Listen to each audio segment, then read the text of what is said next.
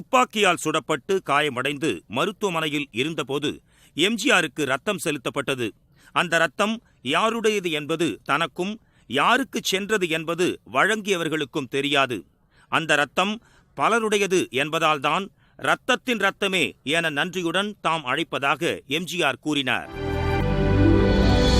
முதலமைச்சர் பதவி என்பது அதிகாரம் வாய்ந்தது அல்ல. அதிகாரமும் பண பலமும் உள்ள பலரை நாள்தோறும் சந்திக்க வேண்டிய ஓர் இடமே தவிர அதிகாரம் குவிந்துள்ள இடமல்ல என்று 1977ஆம் ஆண்டு தமிழக முதலமைச்சராக பொறுப்பேற்ற போது எம்ஜிஆர் தெரிவித்தார்.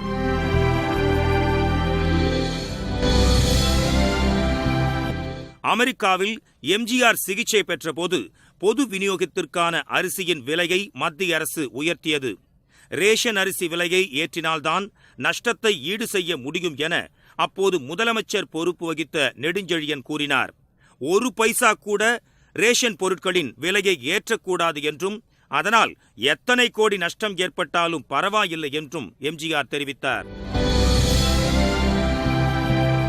1977ஆம் ஆண்டு முதலமைச்சராக பொறுப்பேற்றவுடன் சில அறிவிப்புகளை வெளியிட்ட எம்ஜிஆரை பார்த்து பொருளாதாரம் தெரியாதவர் என கருணாநிதி விமர்சனம் செய்தார். ஆமாம், அது உண்மைதான்.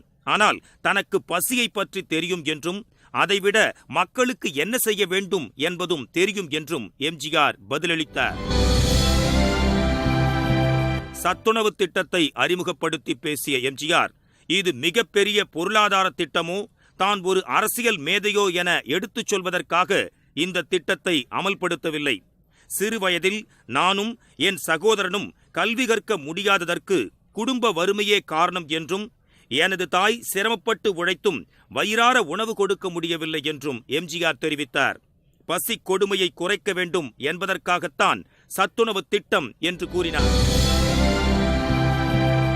ஏழைகளின் வாகனமான சைக்கிளில் இருவர் சென்றால் போலீசார் அபராதம் விதிப்பார்கள்.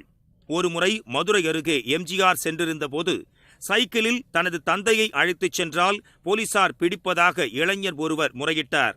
உடனடியாக தலைமைச் செயலாளரை அழைத்து இனி சைக்கிளில் இருவர் செல்லலாம் என்று உத்தரவு பிறப்பிக்கச் சொன்னார் எம்ஜிஆர்.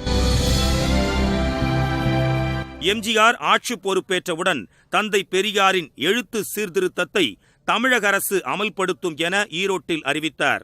1978ஆம் ஆண்டு அக்டோபர் மாதம் அரசாணையும் வெளியிடப்பட்டது.